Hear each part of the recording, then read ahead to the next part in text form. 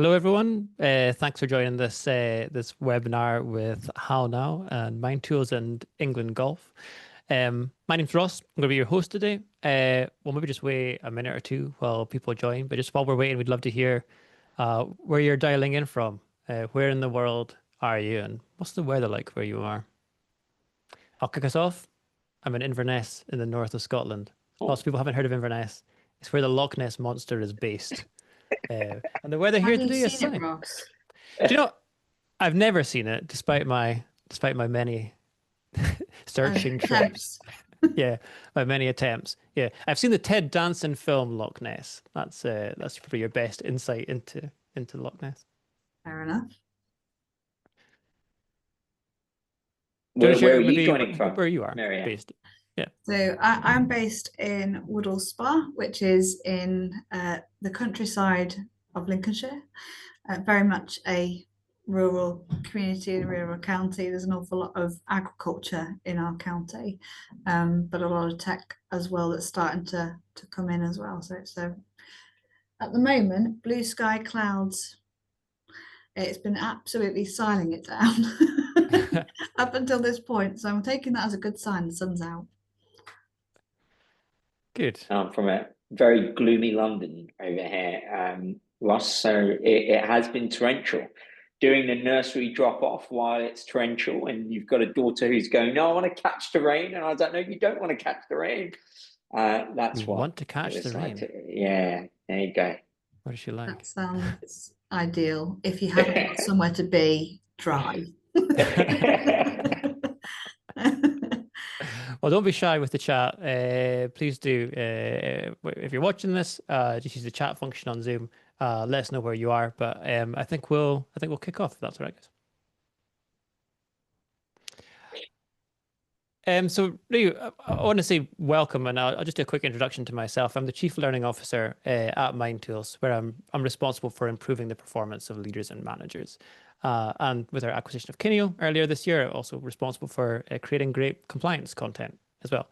I don't work for HowNow. I'm here as their guest, and I'm delighted to be asked to fill this role. MindTools have been a HowNow partner for years, and I have always been a fan of Nelson and the team and the product. So it's a real privilege for me to host this webinar today, looking at how do we turn training into real behavior change. Nelson, do you maybe want to say just a little bit about yourself? Sure thing.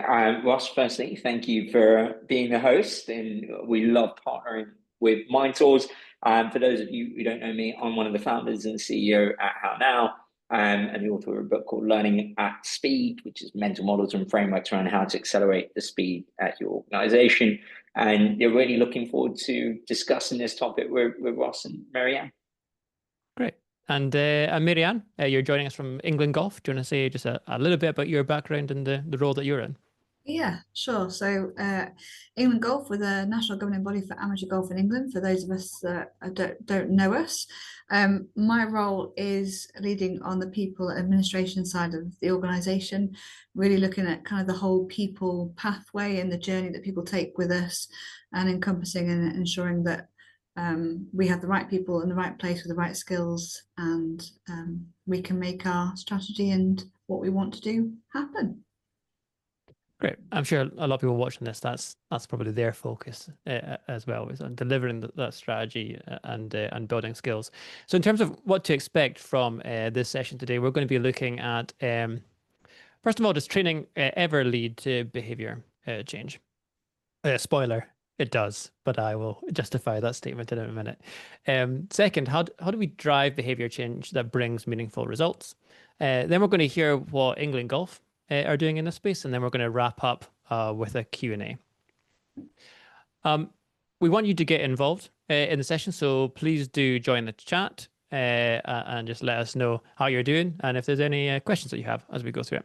There's going to be a poll where you can share your views, and at the end, there's going to be a survey where we'd love to hear your feedback. Of course, the HowNow team would love to hear from you if you'd like to speak further about anything that we discussed today, and I'm also happy to chat, and that survey is the way to get in touch. And finally, this webinar is being recorded, so we're going to be able to share a link with you afterwards. Ross, just to stop you just a second, I've had a couple of questions that I've seen pop up saying people are advising that the chat has been disabled or it's disabled. So we may not have received anything from people because they can't. I'm You're sure absolutely right.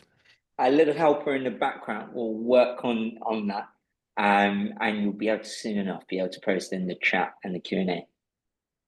Yeah. Apologies, folks. This is our first webinar in this series, so we're a few teething issues there, maybe, but we'll get it sorted. So just while the chat's getting restored, then let's kick off by looking at, does training ever really lead to behavior change? Now, the MindTools, the company that I work for, we're really focused on building better managers. So I'm going to give examples that are really around management development, but I think that these broadly apply to training generally. So in this year's Gallup State of the Global Workplace report, only 44% of managers around the world said that they had ever received training. And that filters right through to how engaged they are in the workplace. So what Gallup did is super interesting. Basically, they segment everyone in their survey into three groups. You're either engaged, not engaged, or actively disengaged. And actively disengaged means that you are working against the organization that you work for. And in that actively disengaged group, there's half as many managers who receive training are actively disengaged as those who are trained. So think of it like training really cuts down on the naysayers, first of all. So if you train people, they're way more likely to be engaged in the workplace. Next slide, please, Nelson. And that really matters because we should care if managers are engaged at work. 70% of team engagement is attributable to the manager. Basically, if the manager checks out, then others do as well. And what's super interesting is that Gallup doesn't specify what training managers have received in their study, which leads to the most depressing quote in the report.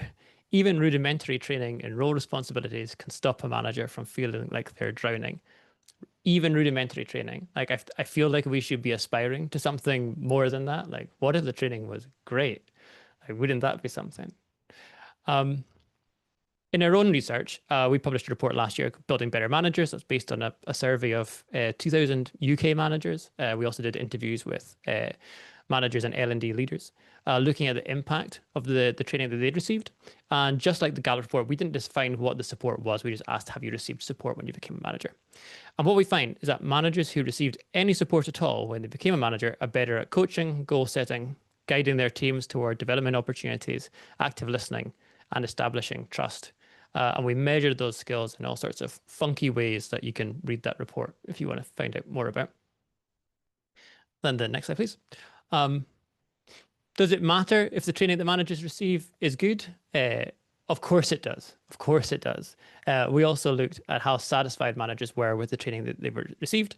And we found that managers who were satisfied were better at goal setting, coaching, guidance, establishing trust, delegation, and recognition.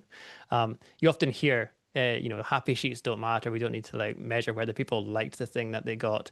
We don't have to. I understand where that view is coming from, because you can't just rely on whether people like the training to know if it made an impact. But we can see that when they do like it, it's more likely to make a difference later on. And then the next slide, please, because this is the real kicker. So when we look at how many employees a manager has, 25% of those who received support now have 11 people on their team or more. And that's compared to 13% for those who didn't receive support. So what does that mean? Basically, managers who are provided with training opportunities are more likely to have bigger teams, which is a proxy measure for their seniority, level of responsibility, and frequency of promotion. So training does change behavior, and it changes behavior in measurable ways. A lot of what we do, it's difficult to see a direct link if you're training in management or coaching or even compliance. Behavior changes over time. You don't always see an immediate result. But when you look in the aggregate as a large population, you can see people who have received training are generally better at their jobs. So now we're going to launch a poll. Is over to you. And we're curious, what's the biggest challenge that you all face to changing behavior with training? And we'll give you a minute to answer the poll.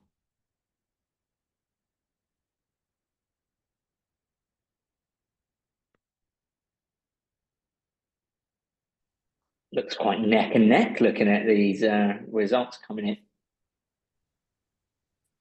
I'm excited to see the result. Yeah, I can't actually see them either, Nelson. So you're teasing us with I the know. preview. I have the same thought, Ross.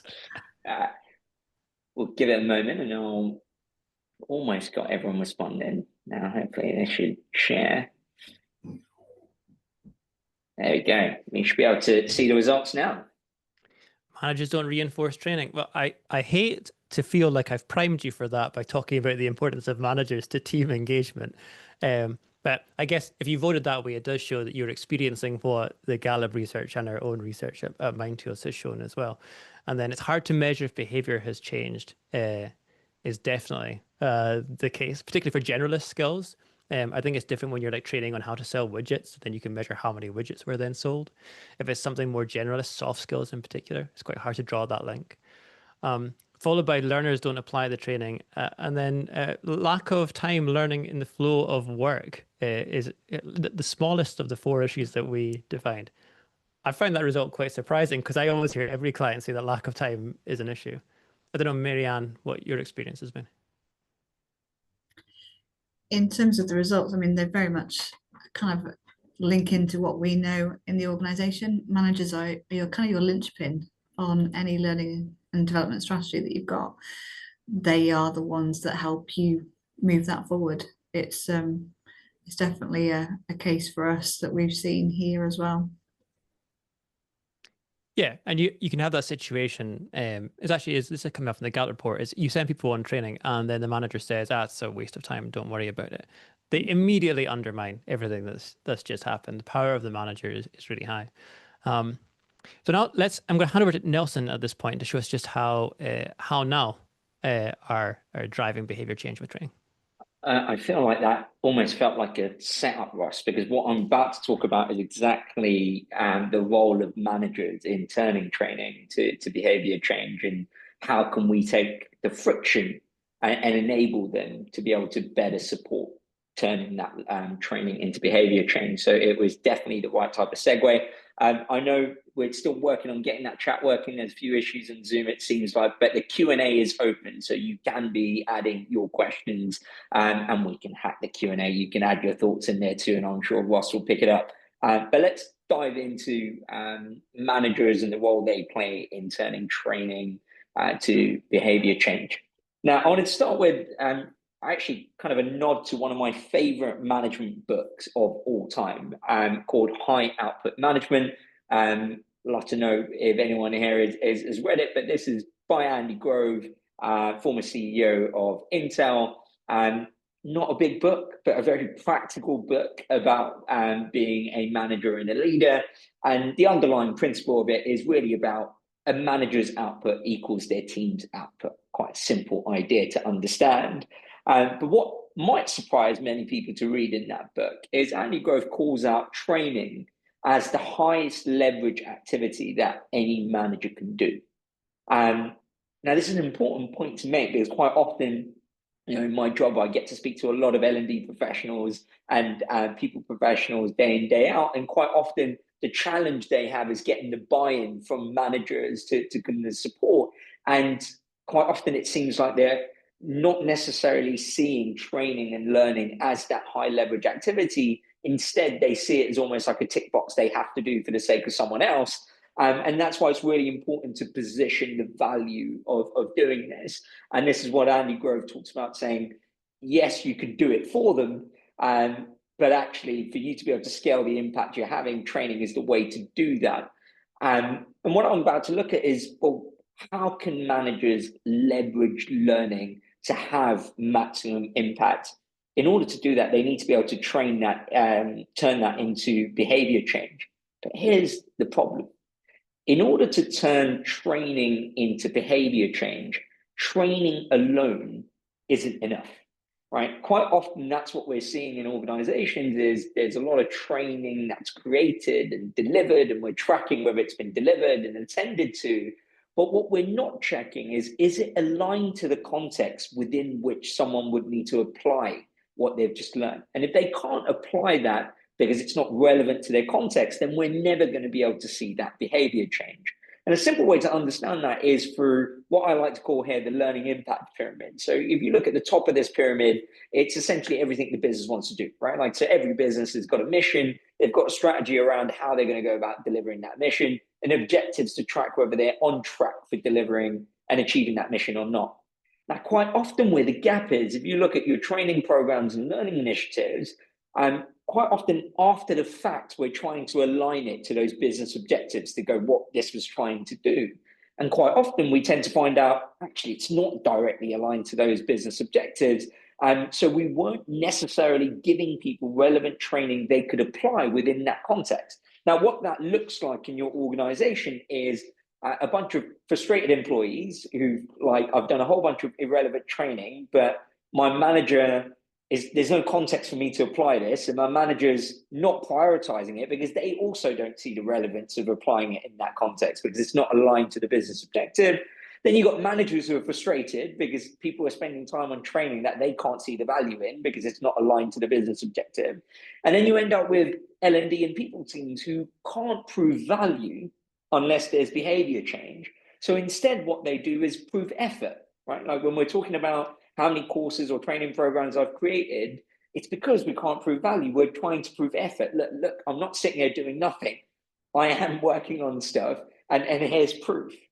Now, for us, the missing link here is managers play the critical levers for for you to be able to connect learning to doing. And how they do that is by understanding and helping you in L&D and people teams understand what are the skills that are required by individuals and teams to be able to achieve that objective. Skills is that shared language that helps us define our context, right? Everyone gets it. They understand if I can't achieve this OKR because we don't have the skills for it, right?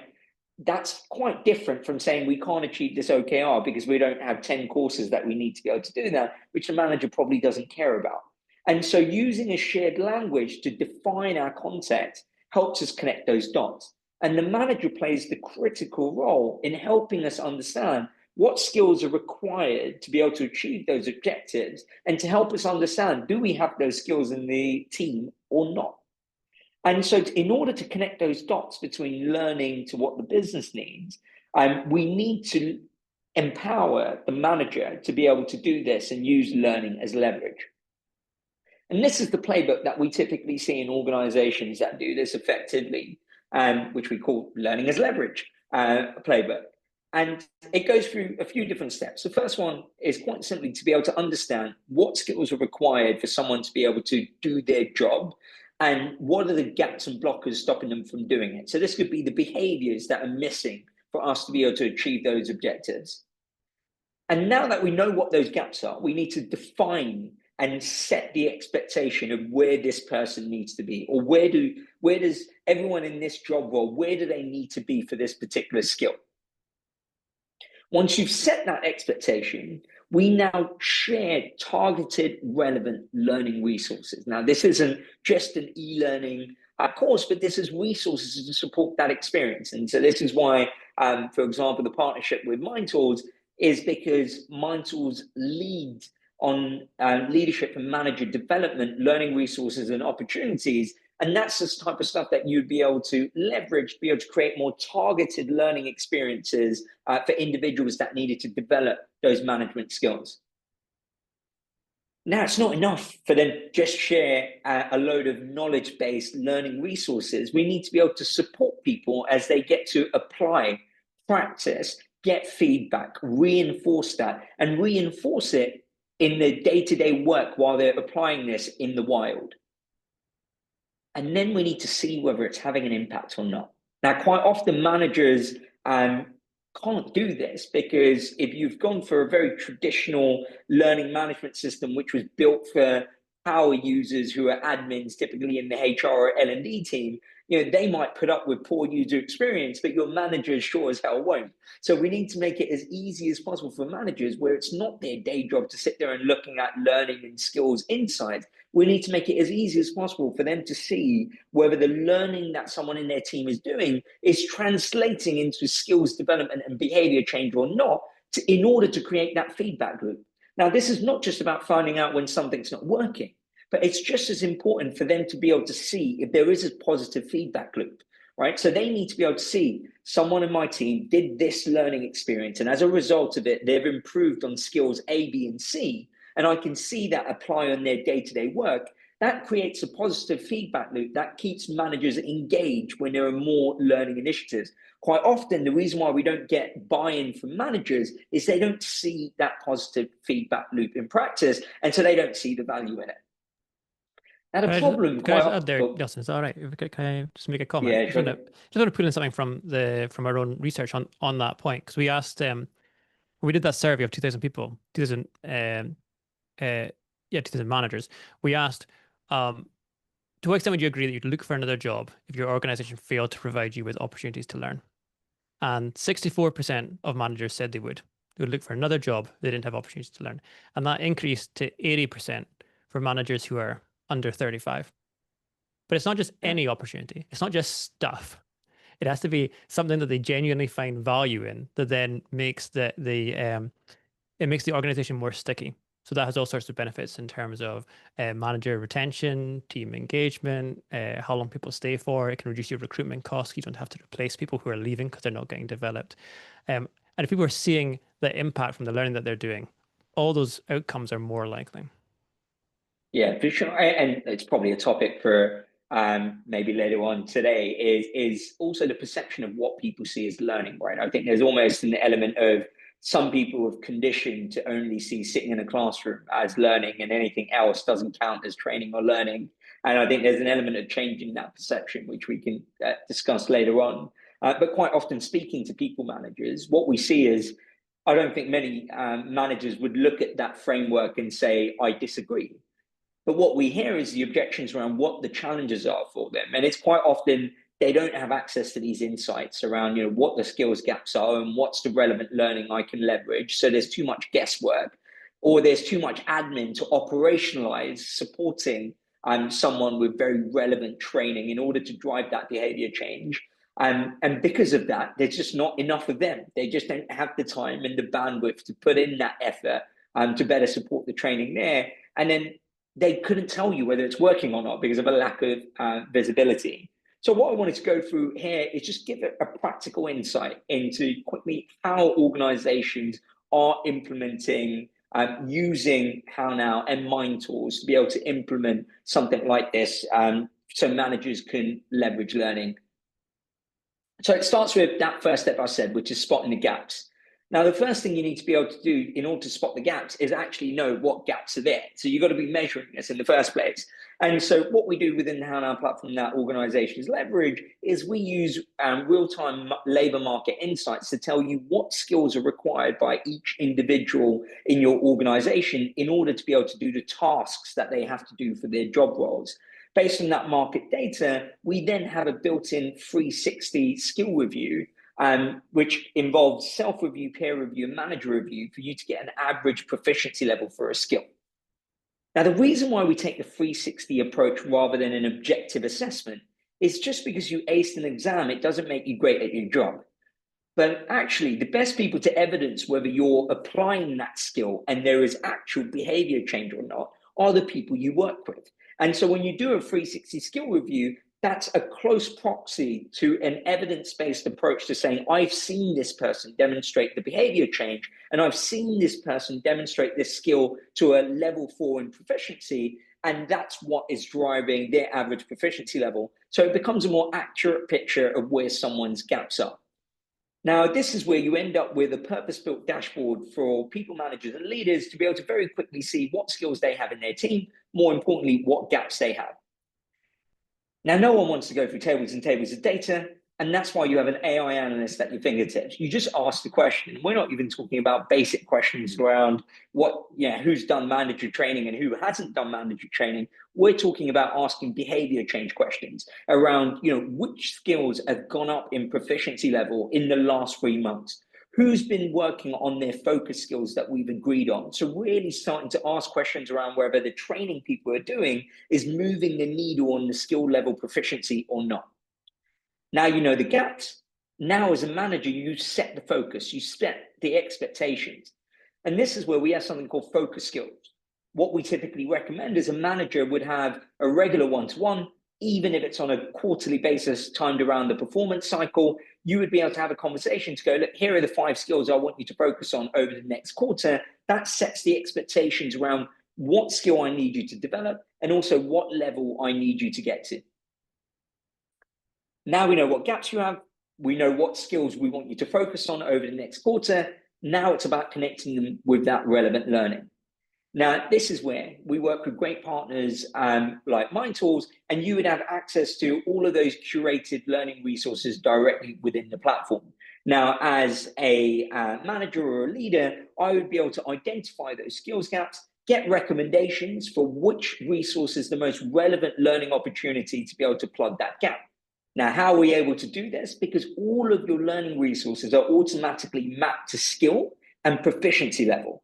So that's a really big point there, where it's not just tagging content saying it's leadership. How would you know whether it's good for a beginner level leader or someone who's been a seasoned leader for 10 years? And so that's why the granular level mapping to say that this learning resource is going to be really great for someone who's an entry level manager versus someone who's more seasoned. What they're then able to do is create targeted development pathways.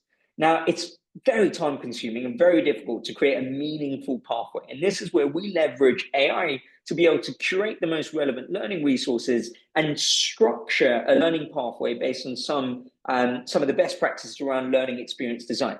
All you need to do is tell HowNow AI, what are your requirements? What's the skills gap that you're trying to close? It will then map your entire ecosystem, curate the most relevant resources, and structure that. So let's say, for example, I was creating a new manager program and I only wanted it to use learning resources from MindTools. It would be able to look at the entire MindTools ecosystem, bring it together to create a structured development pathway. Not only that, you need resources from anyone else? Why would you?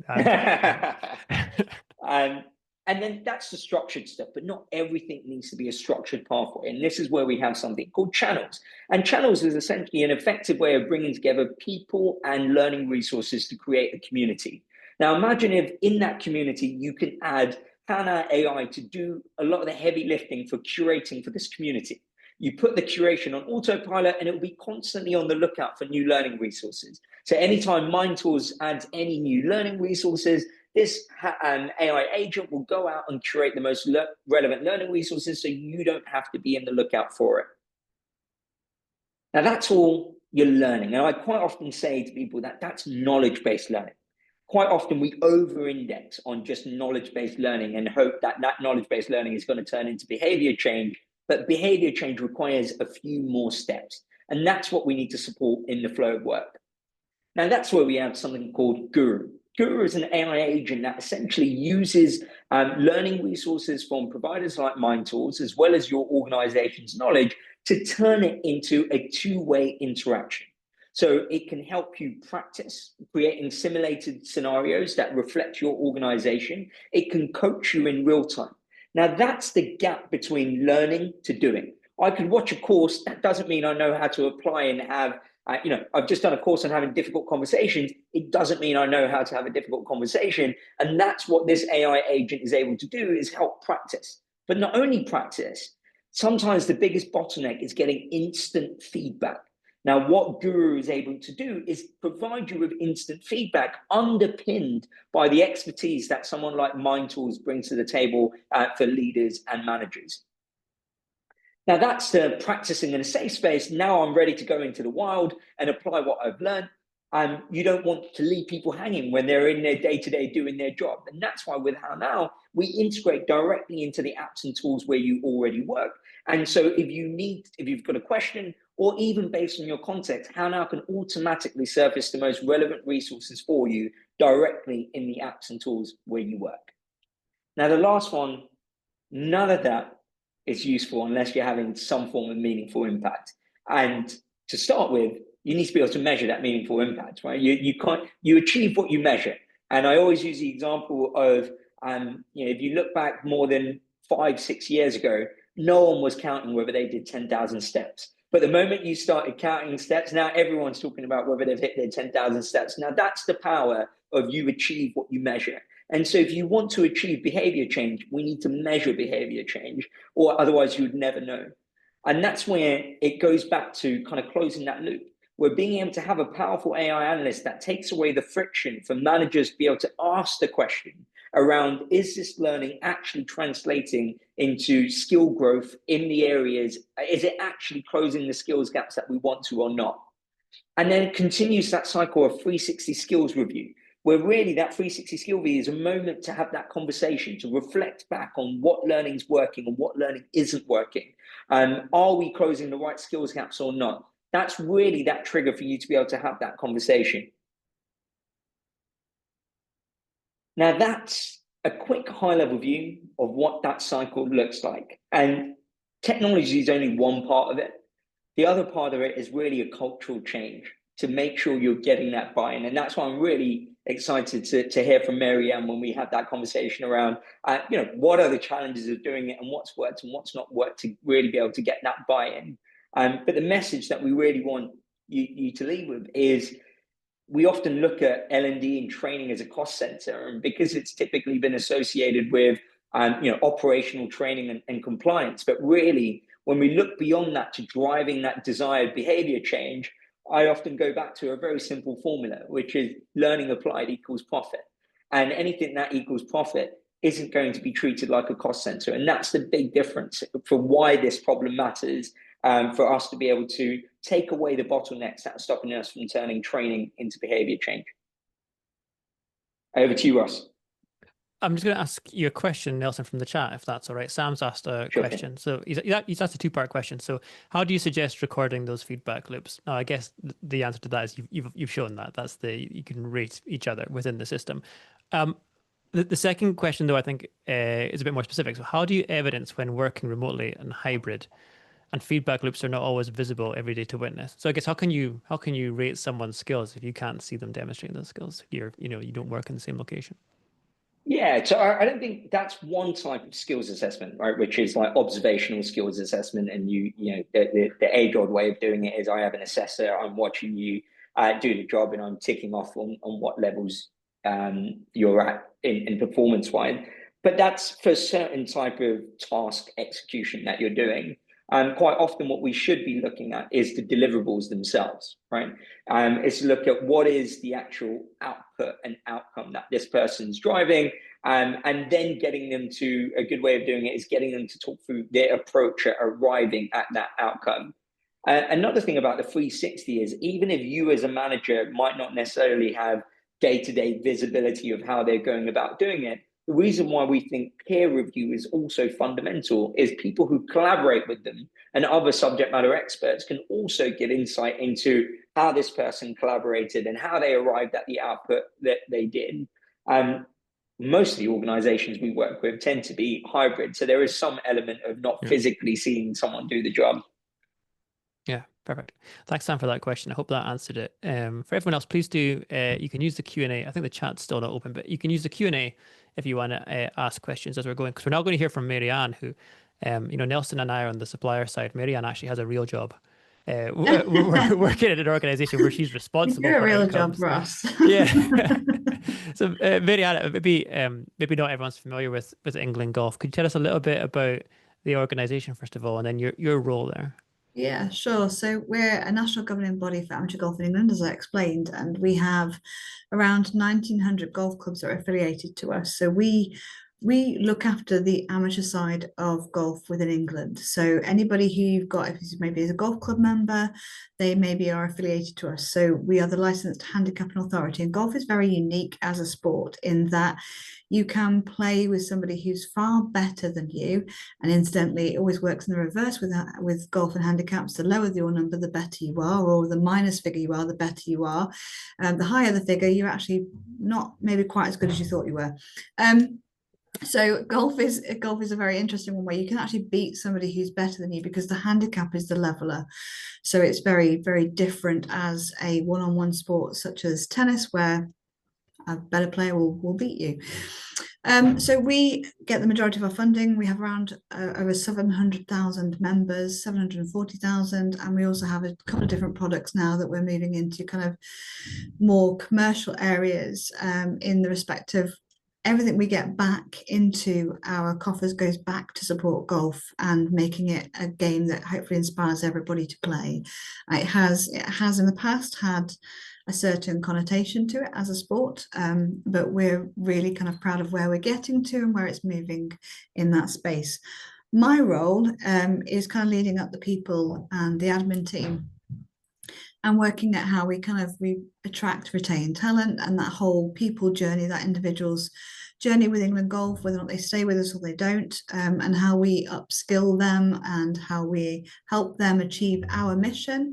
We're really, really fortunate to work with a very passionate group of people who maybe not passionate about golf, because not everybody is, don't have to be, but they definitely want to achieve something that has a purpose-driven approach rather than a profit-driven approach. So I think back to your kind of slide around learning, for us it's learning equals purpose to some extent, but definitely about how we can inspire more people to want to play golf. I suppose it's around results. It's whatever those results mean for you, whether it's profit or it's purpose. Yeah, or exactly. Social outcome, or whatever it might be. It's interesting. Whenever I play golf, I always seem to be with someone better than me. It's very upsetting. So you talked about helping people, I guess, grow in their careers and build skills at England Golf. Could you talk a little bit about how you do that? Yeah, absolutely. I say we've done that in the past. We haven't done it as well. I think with most organisations, you have those periods where we've grown quite considerably. In about the last 5 years, we've gone from sort of 80 to 90 people. We're now over the 120 mark. So with that comes those pinch points with growth, as anybody I'm sure will experience. So we haven't done it as well. And one of the areas that we'd identified was our L&D offering and people understanding what could they expect from England Golf. And so in terms of what we've been changing, is one was we partnered with HowNow, and we now have them in, and they've been in place for 2 years. But it's really kind of identifying what the opportunities are for people, whether or not that's through the platform and the various different tools that are available through that, whether it's off-site, on-site, external, mentoring, that whole succession plan piece. So understanding where our team are and what it looks like for our workforce going forward, and having a future focus as to what might the organisation look like and what do we need in the future. Yeah, great. I've got more questions, but Nelson, feel free to jump in just at any point if you want to. Because I'm curious, we've been talking a lot about the role of managers and how you make training stick, and the managers for the audience today. That seems to be the big blocker, is if the managers aren't bought in, then that's a problem. I guess, how have you got your managers bought into developing their people? I was going to make a really crude joke by 2x4, but I won't. It's not really appropriate in this space, but I've said it. Anyway, no, I think the thing that we found is you've got to create the impetus for change. And it's those conversations that you have with the various people. For us, it was leveraging the individuals at the top and trying to get them to understand what the benefits to our organisation would be in relation to turnover. We're not bad on that, but it always has an impact. Our staff survey, and what that was telling us is people don't know where those opportunities are, what does it look like for them, and often that's because managers maybe are not asking the right questions, or they're not as informed as maybe they could be, or we're not proffering the information in the right space and the right time for them. So this is always about a reciprocal relationship and how you can find what is the common ground to help them build we can do this. Why am I not selling this? Why am I not showing them how they could access this? Do you know what? There is time in the day for that to actually happen. It's not it should be part of the learning culture. Is every day is a school day. I don't think I haven't learned something every single day of my life. Whether or not it was the little TikToks of I wish I'd do this before I was 30 type thing. Those type of things, they're still learning. And to kind of Nelson's point of what people identify as learning typically has been very much external focused or attending a training course. And I think what we have to keep doing is changing that narrative for people, is learning is more than just attending a course and being part of a learning management system such as HowNow, which has got some great tools, and MindTools exactly the same. But it's about your outlook of what you reflect on, and oh, I've learned something new. And managers being some of that sticking point is ultimately sometimes their attitude to it that needs to be convinced. Yeah, we used to. Sorry, go on, Nelson. You go first. No, go on, Ross. Okay. Well, consider us host you are. So we used to ask people what learning they got at work, and they would often say nothing. They get absolutely nothing. So when we're doing sort of user research with our users, we now ask, what do you do when you face an unfamiliar challenge or problem? And that completely reframes it. And normally they say, well, I'll ask my manager, I'll ask a colleague, I'll Google it, or I might look at an online learning library. And all of those things are forms of learning, but people often don't think of it that way because their experience of learning, formally through life has often been school and then college or university or whatever training they're done. And what I like about the HowNow approach is with that little widget at the side is it makes it so much easier to get straight into that resource when you need it, which I think is the key piece. Yeah. And Nelson, you were going to say something. No, to your point, Ross, I think that's exactly it, right? Like for most people who've spent like 16 to 18 years, the first 16, 18 years of their life and learning and has looked a certain way. And so if they've done a couple of jobs where it looked exactly the same, it's a workshop or 2 days away, it's quite a lot of conditioning to uncondition now and say that. And so I think this is just as much about, we probably shouldn't say this as a platform provider, but we go, a great platform, it will be helpful, but it's not going to be that helpful if you're not doing the other work, which is the change management and the cultural change. And so, Marianne, I was curious to ask that cultural change piece, out of the things that you've tried to do to change that culture, what are some of the things that have worked and some of the things that haven't worked, right? Because someone else might be trying that exact thing right now and it might be useful to hear that. Yeah, do you know what? Are we finished and are we there? No. Have we changed everybody? No. I think what we're finding is you find the people. Really weird if you were. Well, no, I would just be like, done. Everyone has learned everything. Yeah, I've got it sorted. We have not. I think what you've got to look at is identifying some of your stakeholders and utilizing those to be your advocates, because sometimes when it comes from your L&D, if it comes from your HR people, they just switch off. And I say that with all the care and consideration for our HR people in this call and all the rest of it, is that we often see the people with the stick beating people to kind of do stuff. And actually what you want is that word of mouth. You want that, oh, I just saw this great thing. Did you see this? Have you tried that? And if you can get those people and some key people in key positions to be your advocates, then it makes a big difference. And you end up having more success when you have a conversation to somebody who's a little bit more reticent. Oh, you go, oh, well, such and such has really found this useful. What they've seen is this. Have you, and then you have evidence to back up what you're trying to perform. And I think we can often try to hit things too big. And actually what you've got to do is very much like the platform does, is pull it down into little chunks that you can kind of build a bigger picture. Yeah. It's like the difference between, do you have time for learning?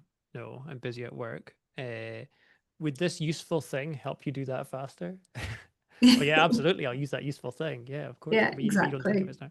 Yeah. It's interesting from the poll earlier, Ross, because the lack of time is quoted so often in studies as the kind of blocker for people engaging in learning. And I think when you dig into this, and we have conversations with people who are not in L&D in the organizations, like the end users, quite often what you find is the same people who are saying lack of time is a barrier, actually, they are also the same people who are doing lots of learning. They are listening to podcasts, they are reading blogs, they're tuning into webinars. Yeah, exactly that. And it's just, I think what they're trying to say, and they're probably not given the option to choose that option, which is they don't have time to learn for the sake of learning. And I think that's fair, right? I don't think anyone right now has I'm going to do training for the sake of training because someone in HR and L&D thinks it's important for me, but they've not really made it clear why it's important and what behavior change I'll get out of it. And so I think it's fair for us to interpret that as people don't have enough time to learn things that they don't see any relevance or meaning in. And why would you? Exactly.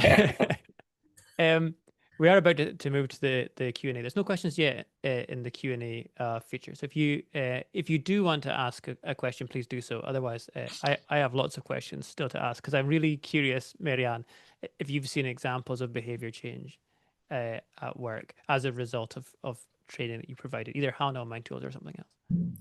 Yeah, we have seen behavioural change. I think, I mean, part of what I've seen is more compliance related training changes, because previously we hadn't categorized some things in that way as sort of how we are protecting the individual and the organization. And what has catalyzed some of that is the CEO doing the training with people. You know, that emulation of that person's doing the training. Okay. And that does reframe it for some people, because then it goes, oh, they're doing it too. It is important. I'm going to do it too as well. And that then enables the kind of the mandatory training that you might have that you require. It becomes less of a burden and more of a, yeah, I've got to do that. I need to get that done. That's good. It's just one of my things to do as part of my job, as part of my role, rather than it being something that it's more stick related.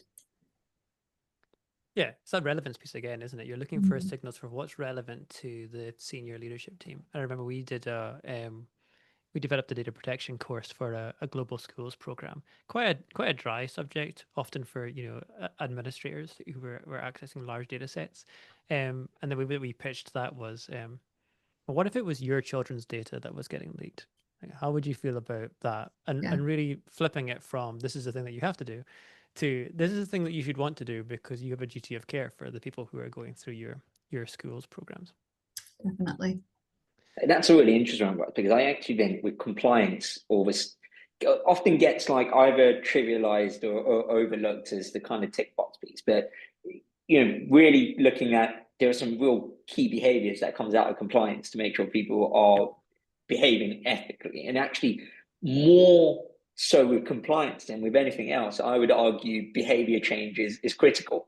Yet compliance is probably the thing that's least looked upon around how does that, because people are just looking to get to the completion. I've got the audit trail to say it's done. But going to your point around that is, how are we doing enough to make sure people are in certain situations going to be able to behave ethically, or we just hope we're kicking the can down the road to make sure, we've ticked all the boxes. But if there was ever a situation to arise, we don't really know whether this person will behave in a compliant way or not. And so I don't think this is just a non-compliant training piece. It applies to everything we're trying to get someone to do and the desired behavior we're trying to drive. Yeah, you mentioned ethics there as well. I don't think it's always ethics in the compliance space. I think there's often a piece where it's people are just trying to do their job quickly, and so they take shortcuts. And I think it's that piece. And one of the ways that we have behavioral scientists at MindTools, and we approached compliance by measuring attitudes to short and long-term risk, and measuring attitudes before training and then after training to look at yes, there's a risk to you taking longer to do this thing, but the long-term risk is that you do something disastrous. I'm going to turn to the Q&A because a couple of questions have come in. So Laura's asking, earlier you mentioned using Guru. Is this a standard HowNow feature? I've not heard of this before and think it would really benefit our training company. Yeah, Laura, this is a part of the pro plan that we offer at HowNow. I'm happy to have a chat if you want to follow up and book in some time. One of our consultants can take you through it, and I'm more than happy to see how we can help. Lovely. And I'm going to try and pronounce his name. Apologies if I don't get this right. Oiping Shaw? Weeping, maybe? Apologies if I didn't pronounce that correctly. But other than classroom-based training, what initiatives have you used to help with behavior change? I think that's one for you, Marianne. Okay, yeah, really interesting. We have a set of behaviours, and our values as well are a really strong thread that sit within our organisation. And behavioural change has been very much linked to how we use those within the organisation and how we keep them at the forefront of everyone's mind. Previously, they weren't always something that we use as part of our recruitment. They weren't things that we used within our performance appraisals and things like that. So changing behaviour has been holding people accountable to our values and our behaviours that we want to see. And part of that then links into utilising some of the platform, as well as highlighting how would you behave in certain ways and what would you do. We're really big on our EDI, and our respecting goal framework is kind of a fundamental part of what everything works through. So how do we, train people on inclusive behaviour, being inclusive in practice, so things like Word and PowerPoint, and what are you considering for those different audiences, and a lot of it is more about equity rather than equality nowadays, and we definitely understand the difference. So behaviour changes in how we talk to others and how people are showcasing themselves and have a way of working and a way of talking, and that's really been part of that process and supported us in part of that behavioural change, rather than external stuff. Is internal emulation again, internal hosting of our own learning as well. And I think we can often forget that we provide such a wide range of things through an LMS, but it's also about what you intrinsically know or internally have knowledge bases that you can leverage too. The other one I'd add to that is nudges, right? And this you don't even need fancy tech or tools for. I can give you a couple of examples of where we've done it. Where, for example, our leadership meeting, at the end of it, there is time to give, the last 5 minutes is to give feedback on the meeting itself, right? It's a great way of building in feedback. And, we use a certain format for how you give effective feedback. And it's a good way to kind of keep reinforcing that and how you do that. Or something as simple as, our head of CS, Lulu, she has a little calendar reminder to drink water. So, it could be as simple as that. Instead of drinking water, it could be something else as a nudge to be able to do it. But I think even that constant reminder and reinforcement is critical for that behavior change to happen. Yeah. I have a post-it note in front of me that says "No bad talk" because if you can see it, because I have a tendency to run my mouth off. So it's a reminder to myself to keep my mouth shut. Yeah, I think when I'm nudges, frustrated by something. Yeah, nudges are great, aren't they? And it definitely does make a difference to people, actually doing different things with a small prompt. Yeah. I'd add a couple other things. So one is, I don't want to give classroom kicking too much of a classroom training too much of a kicking, because I think it can really have a big impact. I think you just need to think when you're developing classroom training about what happens after that. How do you make sure it's embedded in some way? And some of the ways that we've done it is like with action learning sets, where maybe you have a series of workshops, and you're expected at the next one to turn up and talk about how you applied what you learned in the first. And the other piece I've seen work really well is we offer resources on absence management, for example, which is normally about having difficult conversations around absence. Embed links to that in your absence management policy, because that's when people are looking at the policy, it's probably because they have an issue, and that's when they are most ready to engage with something and find something useful. There's a really good book for anyone who wants to really geek out and go deep into some research around the founding of Minerva University, and who've taken a radically different approach to how education works in the university space.